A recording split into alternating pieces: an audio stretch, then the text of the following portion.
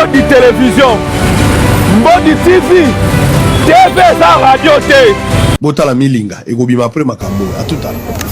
Nous donnons la gloire au Seigneur Jésus. Oh, c'est lui qui l'a fait. Oh, c'est lui qui l'a fait. Nous donnons la gloire au Seigneur Jésus. C'est lui qui l'a fait par l'amour. TV Eza radio T, radio P, Eza TVT, Mbodi, Mbote na balandi nyonso ya Mbodi télévision. Ba oyo nyonso ba selengwani pona kolanda Mbodi télévision. Mbodi yango yo ebandi. TV moko batu ebele. TV za radio T, Mbodi. Batu bolanda biso na Bujumbura na Kisangani na Malweka kuna na ville ya Kinshasa na Congo démocratique. Eza kosala ngai obesai wo motema. Betu kubaruti tabernacle Bampangi Mbodi TV kaka.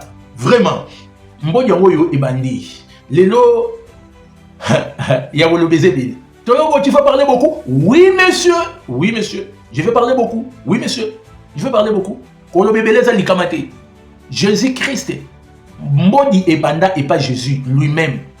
Mbodi est la vérité. Jésus-Christ, il disait quoi? En vérité, je vous le dis. C'est vrai? En vérité, je vous le dis? Oui, monsieur. Oui, monsieur. Donc, Mbodi yango ebandi. Mbodi yango ebandi. Dete, zala calme, dete. Zala calme. Lelo nazo beta bambodi. Dete kwa mbri. Obi? Parce que tu n'as pas dit déjà, tu es calme. Dès que tu as dit, tu as dit, tu as dit, TV za radio T. Merci. Même toi, publié dans retard, il est mon grand frère. Je n'ai pas de choix. Isa Elo Kikomaki, via Boakila Kibiso. Toi, tu as dit, les nambo de télévision, TV za radio T. Amour parfait. DT Tchaka photo comme d'habitude. DT Tchaka photo comme d'habitude. DT Tchaka photo comme d'habitude. Ok, merci. Amour parfait, tabernacle. Et organisaki, et ça a déjà passé, et organisaki, culte d'action de grâce. Célébration d'anniversaire de notre. Ça veut dire quoi? Moi aussi je suis parmi eux. De notre pasteur Guy Moukeba. Kiltango Ezalaki le 3 mai 2026, et bandaki na 9h juste na 12h30. Invité Bazalaki au Bozomona, invité Bazalaki, frère Stevie Wandexon, na frère Moïse Sipa. Donc, orateur, il y a qui Tiwana. Il a déjà passé, je crois, image Batindele Bisote, Batindele Bisokaka, affiche, Bisoto Lobelara, et Loko Batindele Biso, Batindele Tochara Tepo, oui, qu'on soit bisous à Tepo, ou ils a TV, ils ont l'andama partout dans le monde. Nous, on diffuse, et Loko Toana, on a maîtrise. Batindele Biso affiche, Ndé Tolobela affiche. Merci beaucoup. Prédicateur, il y a les trois wana Ezalaki révérend pasteur Belière Chimpaka. Belière Chimpaka, on a payé grand frère, on a payé Simbote. Avenir à l'église, il y a pasteur Guy Moukeba. Pasteur Guy Moukeba, il a beaucoup travaillé pour le Seigneur. Il a sacrifié sa vie. Il a sacrifié sa jeunesse. On a pour soutenir le ministère Yampaka Barouti. Oh, on y a un message, même au prière dans Barouti tabernacle. Oui, pasteur Guy Moukeba. Guy Moukeba, Aza le vieux Oyo, Aza reconnu partout dans le monde des messages. So, il faut qu'il pété dans le monde du Père Libanda, il est là, Mbodi. Il a travaillé aussi avec pasteur, avec qui là? Détenani. Pascal Moukuna, dans ACK. Pasteur Guy Moukeba, il a travaillé. Félicitations pour nous rappel. Pasteur Guy Moukeba, il a travaillé aussi avec Pascal Moukuna, représentant légal de ACK. Parce que Guy Moukeba, il a travaillé beaucoup. Mbodi TV, tu le rends des vérités. On parle rien que la vérité. TV za radio. Avenir à l'église, parce que Guy Moukeba. Oh, toi, Lingi, à rejoindre parce que Moukeba l'église. L'église est à avenir qui est numéro 2, quartier 4, commune d'Enjili. Référence, station Sainte-Thérèse, derrière Kenge. Donc, au tout, à Kolinga, à contacter. À rejoindre l'église à passer Guy Moukeba, pour qu'il ait une adresse pour tout PC. Dans YouTube, au comique pasteur Guy Moukeba ministry, au mona qu'il tient passer Guy Moukeba en direct, ou bien au mona qu'il oyo et uti konekana.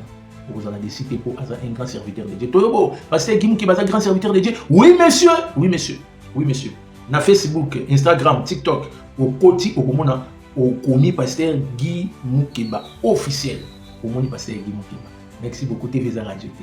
TV, est-ce que Za Radio? Pasteur Guy Moukeba, est-ce que TV Za Radio? Za Radio, Ndegonanga Emmanuel Mandata, est-ce que TV Za Radio? TV Za Radio, Emmanuel Mandata, TV Za Radio, TV, oui, jamais vous à la radio, Moni. Merci. Par rapport, il y a ma pasteur. Moi, désolé, Tala, papa. Moi, je vais dire la vérité. Toi, tu vas dire la vérité? Oui, monsieur. Oui, monsieur. On va dire rien que la vérité. Pasteur, ceux qui n'ont pas béni au ministère, c'est Tika Église. Toko yemba bino na misala na bino. Bible lobi toko kanga bino na misala na bino. Ceux qui n'ont pas béni au Tika. Tika. Toi, lobi, oui, monsieur. Il faut laisser, il faut laisser. Le travail du Seigneur, il faut nous en béni. Nous avons à commissionner yo. Ceux qui n'ont pas commissionné, il faut laisser. Il faut laisser. Ngaïté. Le travail du Seigneur, c'est difficile. Mais c'est facile si Dieu t'appelle. Et ça, la kanango, difficile. Ceux qui n'ont pas bégoté. Et ça, le serviteur, où je m'ai rencontré. Le serviteur de Dieu, où on a rencontré. Dans le monde, on a tamboli par-ci, par-là. Aux autres, là, vraiment, il fait. Quand ça la pasteur et sa facilité. Quand ça la pasteur et ça peut mon thème.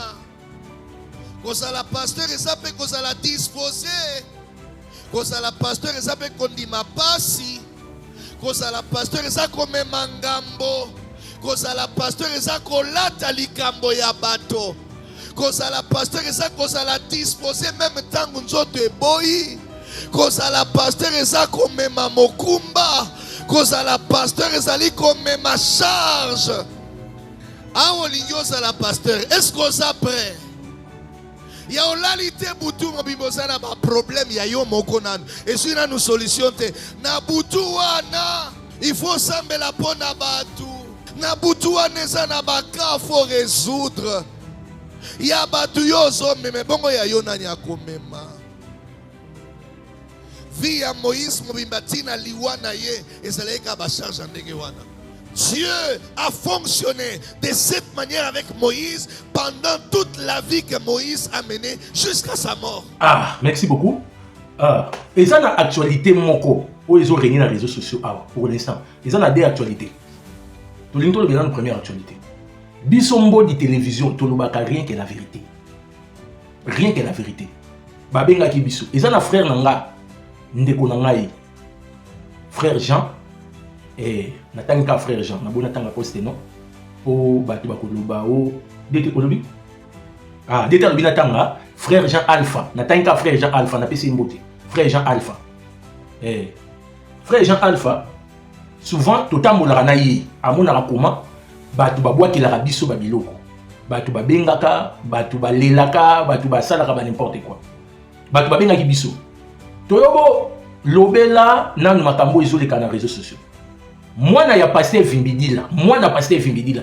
Dès que Matissa est comme d'habitude, Matissa est. Na moi, je suis Matissa. Ok, merci. Moi, je suis pasteur Vimbidila. Oh, besoin de moi, pasteur Vimbidila. Moi, je suis pasteur Vimbidila.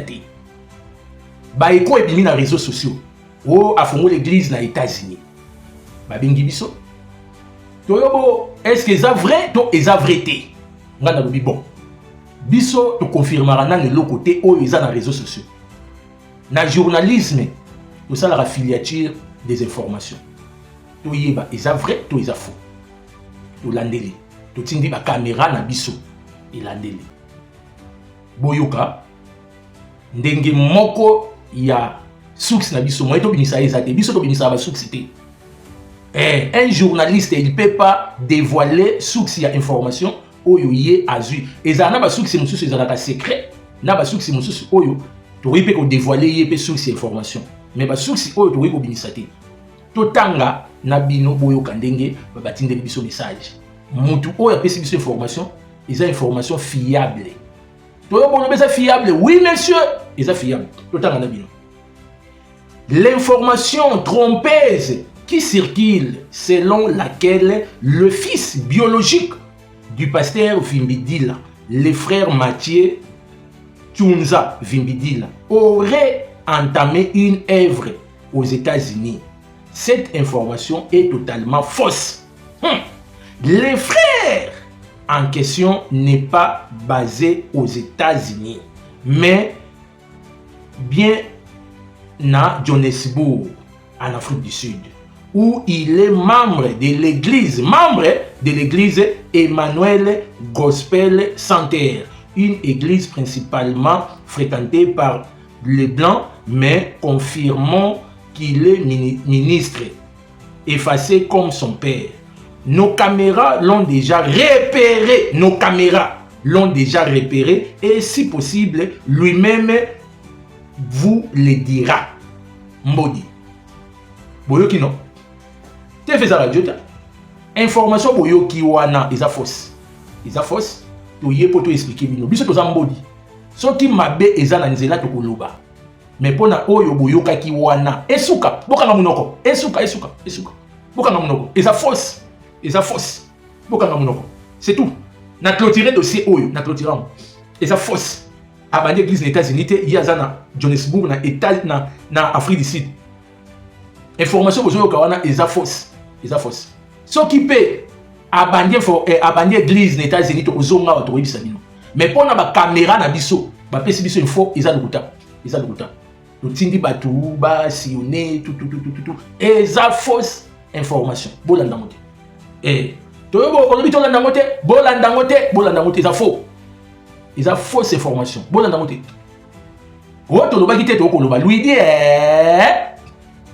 Merci beaucoup. Des informations sur Nietzsche. Un livre est qu'on a publié dans quelques jours. Livre qu'on a publié dans quelques jours. Il y a Ndekomoko. A publié livre. Il y a évêque général. Barouti Kasongo, Erez Mémoire. A publié livre, il y a ministère naïe. Boyo Kandenge Yemoko à Zoloba. Dès que le monde a mis la maille, après tu continues la bamboni. TVza Radio. Est-ce que TVza Radio? Boson ça banda. Est-ce que TVza Radio? Ils ont rajouté. Livre Moko ils ont publié dans la voie des lettres de publication dans Barou Tabernacle. Bokende, Kuna, Bokoyeba, Komanine Boyi Kosala, Pobozo livre wana. TVza Radio. Mbodi. Est-ce que TVza Radio? Oui, monsieur, TVza Radio. Oui, monsieur, TVza Radio. Tolanda. Dès que le monde a mis la maille, il faut savoir la maille. Après, moi, voix, ils ont la main normale. Merci. Je ne suis pas un successeur. Je suis celui qui prend la relève.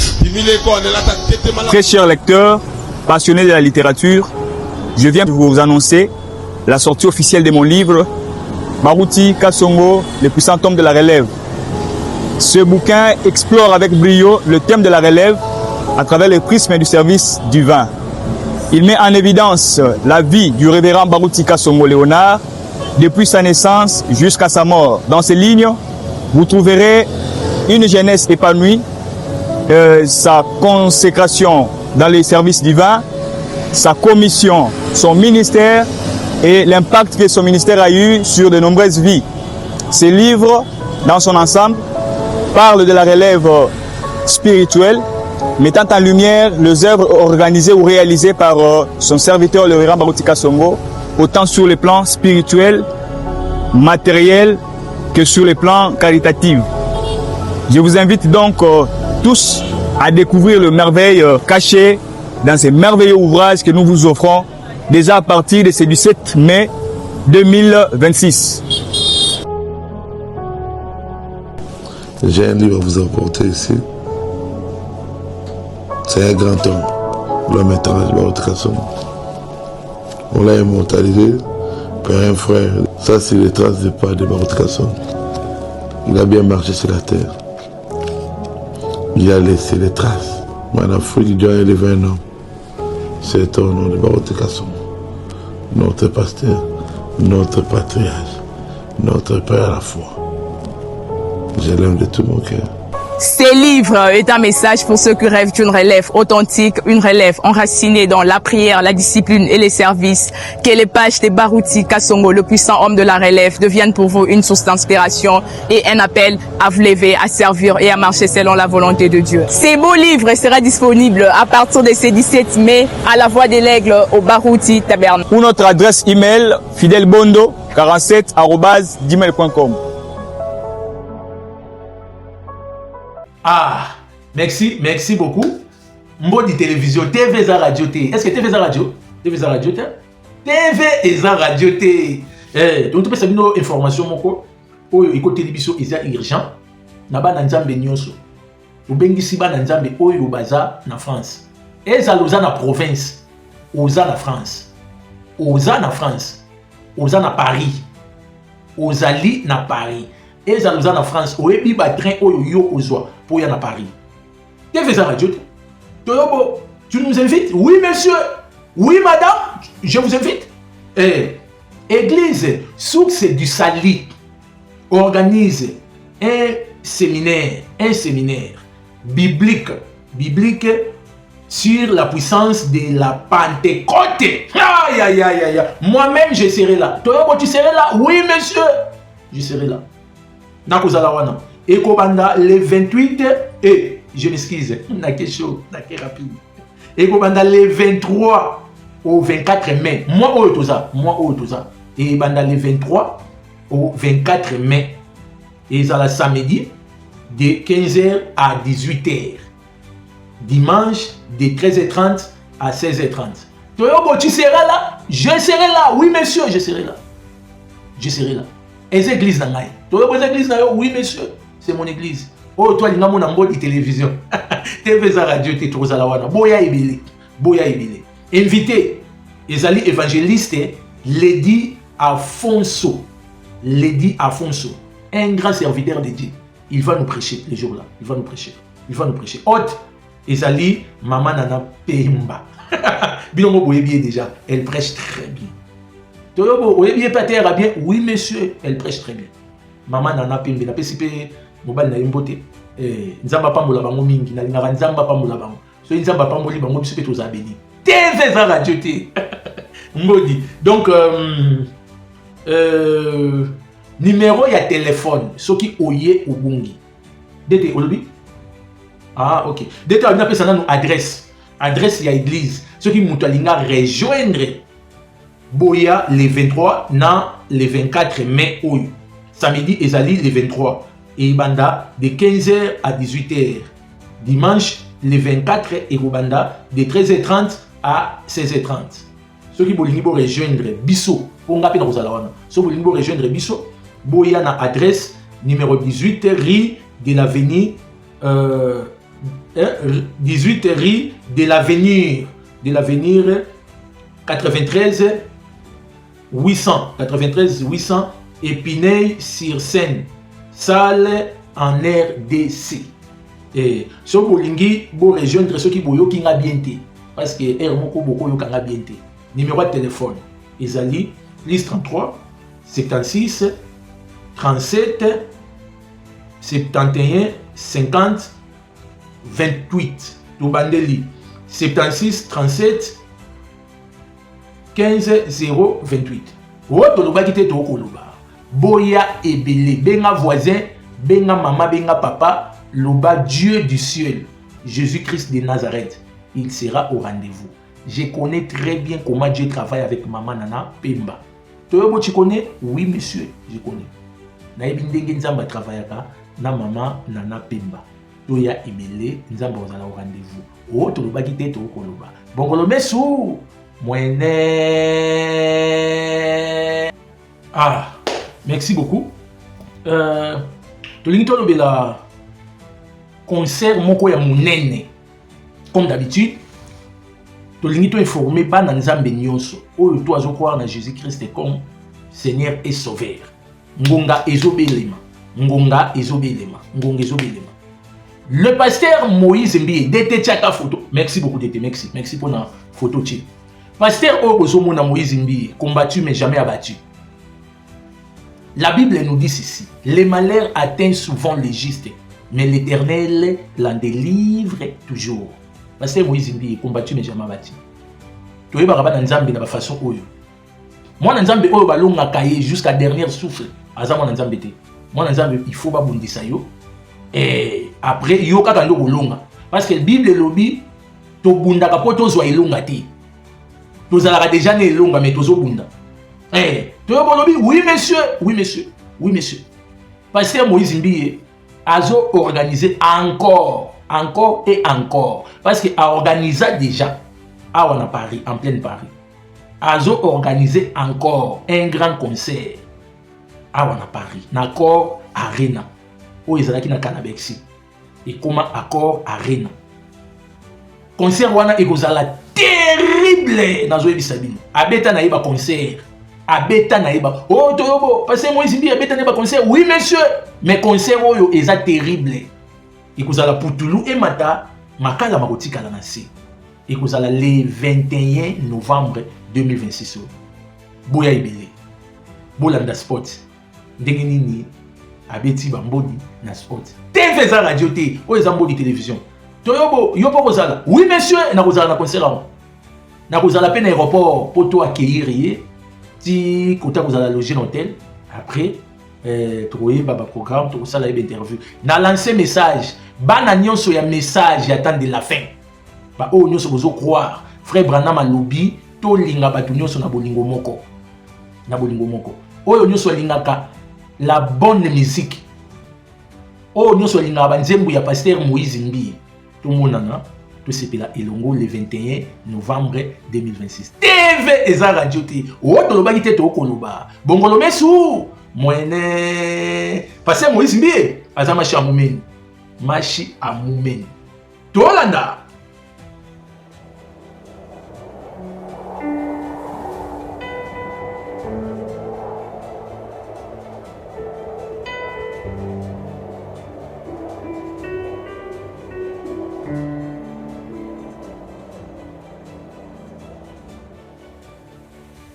Que fais-tu ici, Moïse?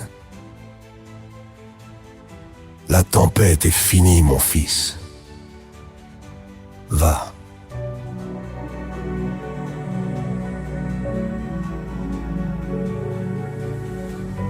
Reprends ton chemin jusqu'à l'accord Arena. Rassemble les peuples.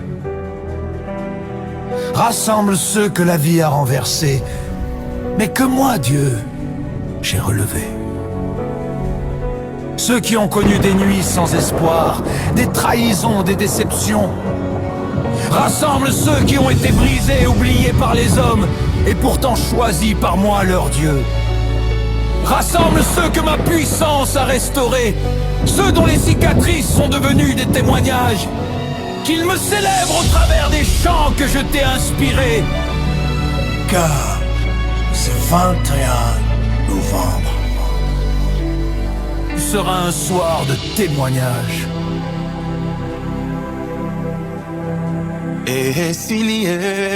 Esilie, mopetangwele kie.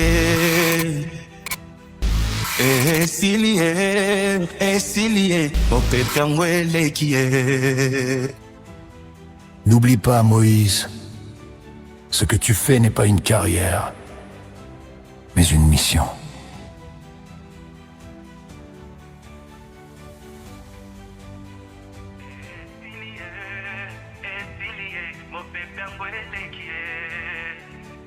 Ah, merci beaucoup. Le limitant de Belasiko, le dossier, il y a DTN. Ok.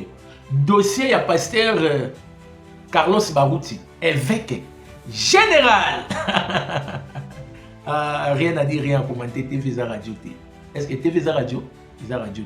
Le limitant de la dossier, il y a rencontre, il y a pasteur Ben Moutombo. Pasteur Carlos, lui, il adore Jésus. Mais son prophète, c'est Branham, William Marion Branham. Mais, pasteur Ben Moutombo, il est Azwaka Branham comme Jésus. Toyobo Olobi, oui monsieur. Oui monsieur. Rencontre Nabango et créer trouble dans les réseaux sociaux. Batebele ba komi koloba n'importe quoi. Oh, pasteur Carlos, na qualité na ye, il ne peut pas rencontrer un adorateur de Branham. Biso totali, to jimele, to loba qui avant to loba, il faut to zouaba information selon ba caméra na biso oyo baza sur le terrain. Ba pesi biso ba info. Dete tchana une image quand le pasteur Carlos Azur élève tant ba vota ki na ba tabernacle. Il avait dit quoi? Il avait dit na kozala na bino ndenge baruti kasongo azalaki na bino.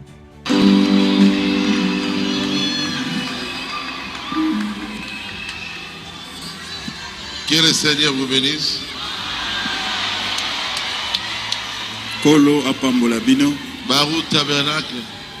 Barouti tabernacle. Vous ne serez pas déçus.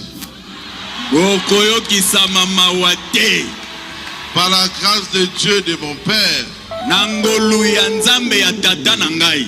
Vous ne serez pas déçus. Tokoyo kisama sonité.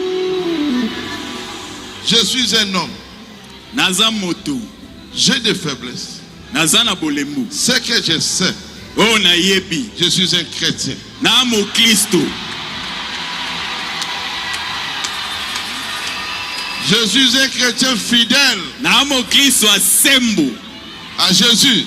Et pas na Yesu. Un chrétien fidèle. Mo Kristo asembo. Au message de frère Branham. Na message de comprendre. Je suis un chrétien fidèle. Na mo Kristo asembo. À Baruti Kasongo Léonard. Na Baruti Kasongo Léonard. Je vous aime beaucoup. Nalingi bino mingi. Na rosa l'ingrate. Je ne peux pas être ingrat. J'ai des larmes aux yeux. Nazana maya miso. Mais kasi Baruti, mon père n'est pas là. Papa nanga Baruti azawate. Mais le Dieu de Baruti est là. Kasi nzambe ya Baruti azaliao.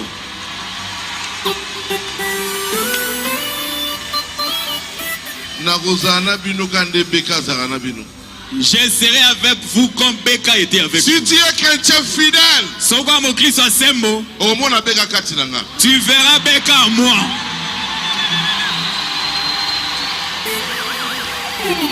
Pasteur Baruti Kasongo azalaki apôtre d'amour.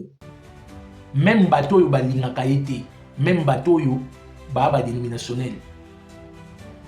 Abane ko partager na bango même amour. La Bible dit quoi? Tolinga même ba ennemi na biso. Alors bateau yo bazo adorer Branham. Ba ennemi na biso te. Mais Bible nous dit tolinga même ba ennemi na biso. Bango bateau ba adorer Branham, ils a conviction na bango. Le pasteur Carlos Baruti, il fait la relève de son père Baruti Kasongo. Baruti Kasongo, lui, abandai kokuta na mutu nyonso. Peso ki olingi mutu à comprendre que yo za na Nzambe, il faut qu'on rencontre ye, qu'on affronte ye, qu'on lakisa ye amour. La Bible dit quoi? Rien que l'amour qui entrera au ciel. Yo moni ndeko na komi païen, azo adorer Branham. A komi mutabakisi okimi non? Il faut qu'on affronte ye. Qu'on talisa ye qui est Jésus, qu'on lakisa ye amour. Et là on passe Carlos Baruti ça. Bolanda communiquer oyo ba caméra na biso batindeli biso. Biso babwa kaka. Toyo babwa kaka. Oui monsieur, babwa kaka. Babwa kaka. Tolanda. Je suis touché par l'amour et le respect manifesté par le pasteur Baruti Kalala Carlos à son égard. Une rencontre tenue ce jour dans la commune de la Gombe à Kinshasa a été marquée par un moment d'échange fraternel entre le pasteur Ben Mutombo. Au cours de cet échange, le pasteur Ben Mutombo a rappelé l'existence des divergences doctrinales profondes entre leurs convictions. Il a expliqué que, selon sa position, il enseigne et croit que William Marion Branham est le Dieu Tout-Puissant. Dans sa compréhension doctrinale, tandis que le pasteur Carlos Baruti Kalala, lui, il enseigne que William Marion Branham est un prophète de Dieu et que le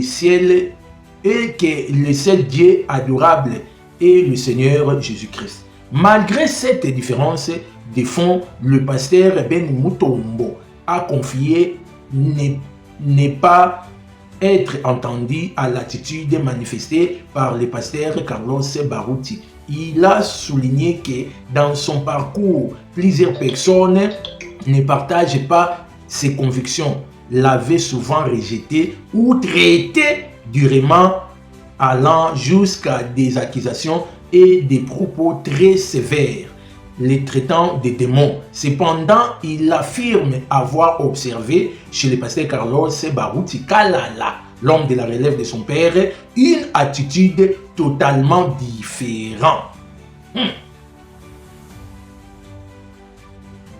Selon lui, le pasteur Carlos Baruti, l'homme de la relève, a manifesté un amour sincère et un profond respect à son égard. Il est même allé jusqu'à demander à son secrétaire de lui transmettre son contact personnel, précisant qu'ils peuvent s'appeler et échanger et se rencontrer à tout moment selon les besoins sans aucune réserve.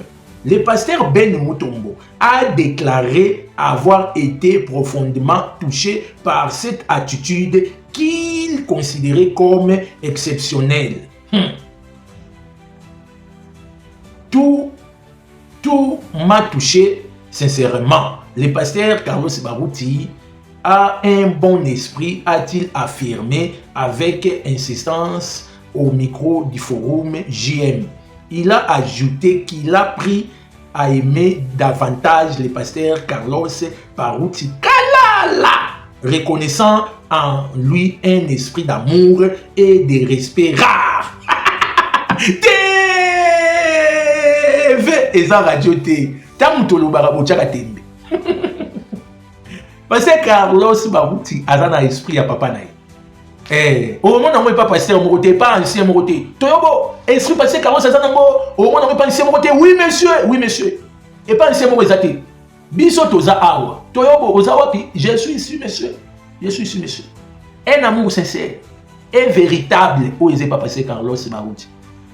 Modi oyo nzambe salake modi etombwama badiloko ezobimawa nulle part ailleurs biso tolobaka vérité nalobi awa dossier ya mwana passé evimbidila wa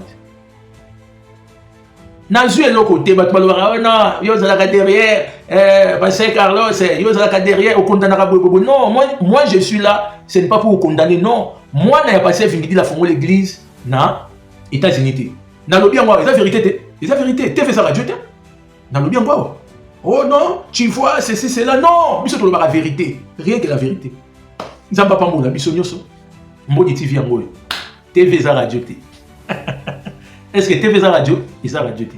Tokutani na édition ya Sika ya Mbodi télévision. O tolo bakite, to koloba. Betu kubaruti tabernacle bampangi. Mbodi TV kaka oko zisweme.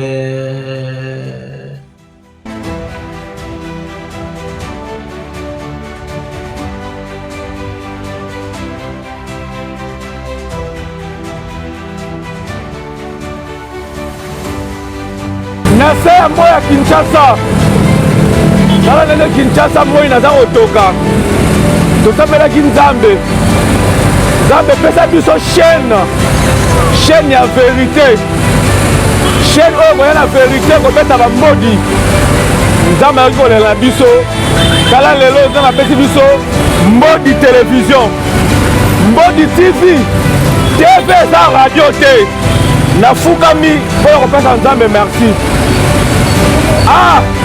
Baimage ya bato ebele ezala sali mais lelo oyo nzambe akoki kolela biso bacongolais mpe ya mokili mobimba apesi biso chaîne monene oyo Mbodi télévision TV eza radio te na moi ya Kisasa oyo tosengaki Mbodi télévision yango esi eye bainformation to basali ya nzambe na Mbodi télévision bokozwa vérité vérifié et vérifiable bakosa bino lisusu te à travers Mbodi télévision bakosalir lisusu mokombo ya mutu te tokoya na bavérité tokoya na bambodi TV eza radio te na moi ya Kisasa moi ya pire yaga na moi ya Kisasa oyo tokosala oyo mpo na vérité tokola mpo na vérité pesaka oyo pire moko papa.